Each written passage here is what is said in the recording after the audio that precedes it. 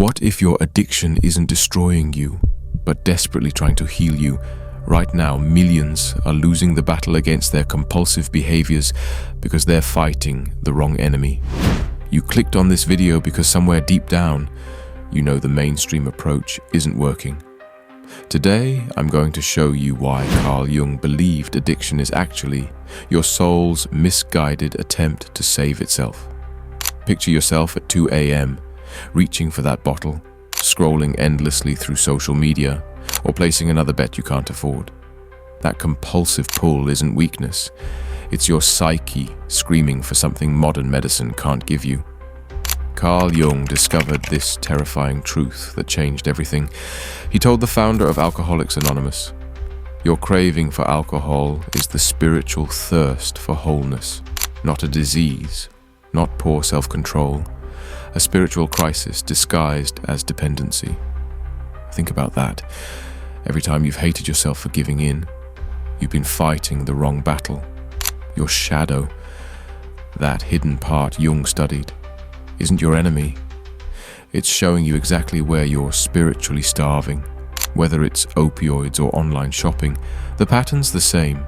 You're trying to fill a God-sized hole with human-sized solutions. The proof? Studies show that over 90% of recovering addicts report spirituality as critical to their recovery journey. Meanwhile, those who rely on the medical model alone face significantly higher relapse rates. This changes everything about addiction, from why you can't just quit to why willpower always fails. Ready to discover what your compulsive behaviors are really trying to tell you? Almost everything we think we know about addiction is wrong. Addiction controls your life through a pattern you can't see until it's too late. Picture someone you know, maybe it's even you, caught in compulsive behaviors that started innocently enough. A glass of wine after work becomes a bottle. Scrolling social media for connection becomes hours lost in digital dependency. What began as rewarding stimuli promising relief transforms into something darker. Here's what they don't tell you about addiction. It's not about weak self-control or moral failing. The DSM-5, that's the manual doctors use to diagnose mental health conditions, defines it as a neuropsychological disorder, sure. They'll diagnose you with SUD, which stands for substance use disorder, and focus on your drug use patterns. But that's like treating smoke while ignoring the fire. Whether it's alcohol numbing your evenings, opioids promising escape, nicotine calming your nerves, cannabis softening reality's edges, or stimulants pushing you through another day. These aren't random choices. Each substance, each compulsive behavior follows the same hidden logic. You develop tolerance, face withdrawal, yet the craving only intensifies. The medical model sees your habit formation as simple behavioral patterns gone wrong. They map your neural pathways, document your comorbidity rates, noting how 50% of people with addiction also struggle with anxiety or depression, but they miss the deeper pattern. Carl Jung saw something everyone else missed. Your addiction isn't the problem. It's your psyche's desperate solution to an unbearable problem. That compulsive pull you feel, it's not weakness. It's your soul crying out in a language you haven't learned to understand. And until you decode that message, the cycle of dependency will keep spinning, demanding more while delivering less. Carl Jung discovered what every addict knows but can't articulate. You're not craving the drug. You're craving wholeness. In the 1920s, this Swiss pioneer of depth psychology treated Roland Hazard, a chronic alcoholic who kept relapsing despite psychoanalysis. Jung delivered a shocking diagnosis that would revolutionize addiction treatment forever. Your craving for alcohol, Jung told him, is the equivalent on a low level of the spiritual thirst of our being for wholeness. Think about that. The founder of analytical psychology was saying, addiction isn't a medical problem. It's a spiritual crisis in disguise. Roland Hazard was desperate. Jung explained that only a genuine spiritual awakening what he called a numinous experience, that overwhelming feeling of encountering something greater than yourself, could match the power of his addiction. This wasn't religious preaching, it was psychological fact. Rowland joined the Oxford Group, a Christian fellowship movement, had his conversion experience and got sober. Here's where it gets extraordinary. Rowland's transformation reached Bill Wilson, who was drinking himself to death. Bill W. had that same spiritual awakening and founded Alcoholics Anonymous, AA, now helping millions worldwide. Decades later, he wrote to Jung, who revealed his formula, spiritus contra spiritum, Latin for spirit against spirit. What Jung meant was profound. You're using the low-level spirit in the bottle to fill a spiritual void that only a higher spirit, authentic, transcendent longing, can satisfy. Every shot, every hit, every compulsive act is really your soul's misdirected attempt to touch the sacred. This changes everything about recovery. You're not fighting weakness. You're redirecting a spiritual thirst. Your addiction isn't your enemy. It's showing you exactly where your soul needs healing. The question is, will you keep drinking from the poisoned well or seek the living water? What if addiction isn't about your chemical hooks? What if addiction is about your cage? What if addiction is an adaptation to your environment? Your shadow holds the key to understanding why addiction grips you so tightly. Jung's spiritual crisis runs deeper than you think. It's about the parts of yourself you've buried alive. The shadow, that hidden realm of everything you've repressed and denied, doesn't just disappear. It finds other ways out. Here's the truth.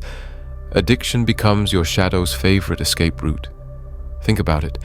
When you drink, that timid persona suddenly finds courage. When you use, the repressed anger or sexuality emerges. Jungian analyst Mary Addenbrooke calls this illusory wholeness. The substance temporarily dissolves your psychological splits, letting your unconscious content flood out. But there's something even more powerful at work. David Schoen describes addiction as archetypal possession, meaning you're not just dealing with personal issues. You've tapped into the collective unconscious, those universal patterns shared by all humanity. The substance becomes imbued with numinous power, like a dark god demanding worship. This is why willpower fails. You're not fighting a habit. You're battling psychic energy from the deepest layers of human experience. The archetypes, those ancient patterns of the warrior, the lover, the destroyer, get activated through your addiction. Your individuation, the natural process of becoming whole, gets hijacked. Recovery means shadow work, facing what you've hidden through dream analysis, active imagination, confronting the projection of your darkness onto others. It's psychological death and rebirth. Your ego must die to its illusions. The terrifying part. Your addiction knows exactly what you need. It's showing you where you're split, where you've abandoned yourself. Until you reclaim those shadow parts consciously, they'll keep demanding recognition through destruction. Modern society has weaponized your shadow wounds into profit margins. Those archetypal forces we just explored, they're being systematically exploited by forces that understand your spiritual hunger better than you do. This is addiction on an industrial scale. Social media isn't just a platform, it's engineered addiction. Every notification triggers dopamine hijacking. That same reward chemical drugs exploit. The algorithmic manipulation behind your infinite scroll knows exactly when you're most vulnerable. Your orbitofrontal cortex, the brain region that imagines future consequences, gets impaired by design. You literally lose the ability to stop. But here's what's truly sinister. Modern society creates the alienation, then sells you fake cures. Mass society uprooted you from community. Urbanization severed your connection to nature. And now you're drowning in rootlessness. Jung warned about this. how modern life makes you unstable, insecure, and suggestible. Enter consumerism, the ultimate spiritual bait and switch. Brands don't sell products, they sell consumer archetypes. Nike promises you'll be the hero. Apple makes you the rebel. This is material spirituality, worshipping at the altar of brand worship while your soul starves. Every purchase promises wholeness but delivers more emptiness. The internet addiction epidemic reveals the pattern. Gambling apps exploit your need for transcendence through risk. FOMO, fear of missing out, keeps you scrolling through curated personas, comparing your inner chaos to everyone's highlight reel. This social comparison is psychological torture, triggering the same prefrontal dysfunction as substance abuse. Your addiction isn't happening in isolation. Whether it's substances or screens, you're caught in a web of systematic exploitation. Modern society doesn't want you whole. Whole people don't buy solutions to manufactured problems. The digital dealers know this. They're counting on your spiritual crisis to keep their algorithms fed. The question is, how long will you keep paying with your soul? Trauma planted the seeds of your addiction long before you took your first drink. Modern society may exploit your wounds, but according to Dr. Gabor Maté, those wounds began in childhood.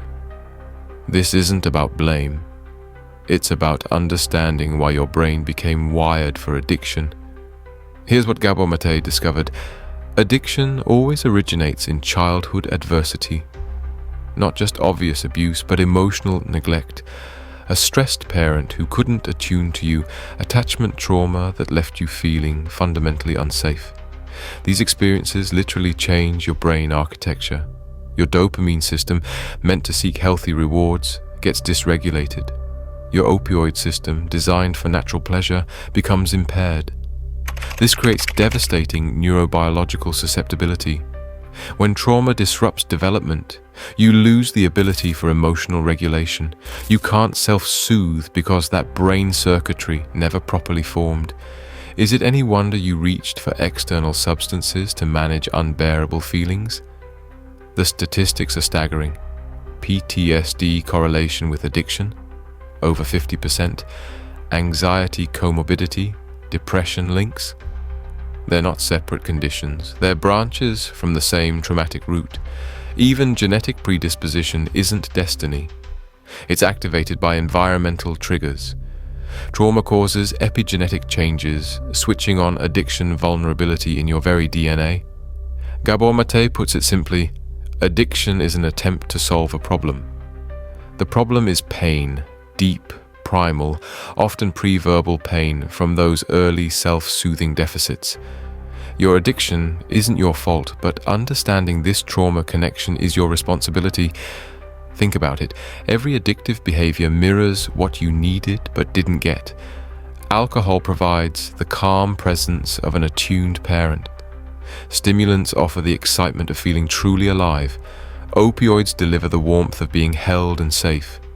Your neurobiological susceptibility isn't a life sentence. Understanding how developmental disruption created your addiction patterns is the first step toward rewiring them. The brain that trauma changed can heal, but first, you must acknowledge the wound. Transformation begins the moment you stop fighting your addiction and start understanding its message. That trauma-rooted pain we explored, it's not your enemy, it's your teacher pointing toward redemption. But here's the paradox. Real recovery requires you to die before you can be reborn. This isn't metaphorical. 12-step programs understood Jung's wisdom. Recovery is individuation, basically becoming who you truly are. Step 1. Admitting you're powerless over addiction means accepting that willpower alone isn't working. It's ego death, where the image you've built of yourself crumbles. Step 2. Believing a power greater than yourself can restore sanity doesn't require religion.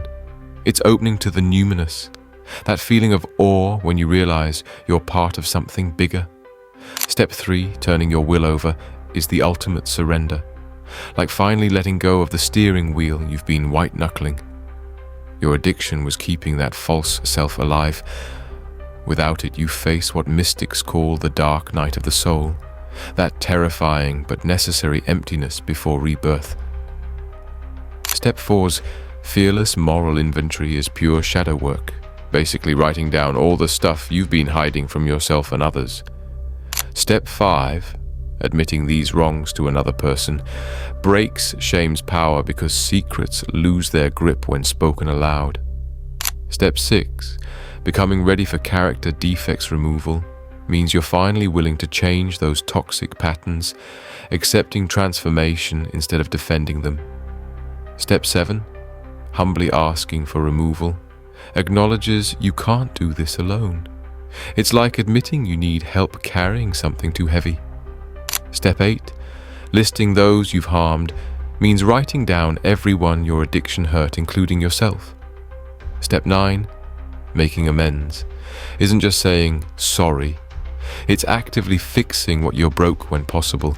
This transforms guilt into redemption through conscious suffering, which sounds complicated but simply means this. Instead of drowning in guilt or pretending it didn't happen, you look directly at the pain you caused. That honest confrontation, like cleaning an infected wound instead of covering it up, allows real healing for everyone involved. Steps 10 to 12. Sustain your spiritual awakening, keeping the transformation alive. Step 10's daily inventory means checking yourself each day. What did I do well? Where did I mess up? It keeps shadow work ongoing, like daily maintenance instead of letting problems pile up. Step 11, prayer and meditation, maintains your connection to the sacred, whether that's God, nature, or just the quiet wisdom inside you. Step 12, having had a spiritual awakening, carrying the message, births the wounded healer archetype. Simply put, your worst experiences become your superpower for helping others. Your deepest wounds become gifts through community healing because you understand their pain firsthand. 12-step programs embody this truth. You can't keep it unless you give it away. Your recovery gets stronger when you help someone else find theirs. Grace experiences arrive unexpectedly. Synchronicities that feel like cosmic winks, transcendent encounters that prove you're held by something greater. These aren't rewards for good behavior. They're glimpses of who you're becoming through this meaning-making process. True redemption means your addiction becomes sacred ground, not something to hide but to honor as the catalyst for psychological rebirth. Every relapse risk, every craving, becomes an opportunity for deeper healing. The transformation Jung envisioned isn't about never struggling again. It's about finally understanding what your soul was seeking all along, not the substance but the sacred, not escape from life but full engagement with it. Your addiction brought you to your knees so you could finally learn to truly stand. Addiction isn't the enemy you thought it was. It's the wounded healer showing you exactly where you need to grow. Remember when those compulsive behaviors filled you with shame? Now you understand they're your shadow speaking, revealing the spiritual crisis beneath every craving. When you feel that pull tomorrow, you'll have a choice. Will you numb it like before, or ask, what is my soul really hungry for? Your addiction has been trying to fill a spiritual void with temporary fixes. Now you know better. Use Jung's wisdom. Let your dependency become your teacher, your struggle become your strength. Here's the real question. Will you keep fighting a war against yourself? Or finally listen to what your psyche's been screaming? Every relapse, every craving, they're not failures, they're opportunities for deeper healing. Comment below. What's one way you'll work with your shadow instead of against it starting today? And if this video opened your eyes to what addiction really is, subscribe. Because understanding your darkness is the first step to finding your light. Your addiction brought you here for a reason. Now it's time to transform.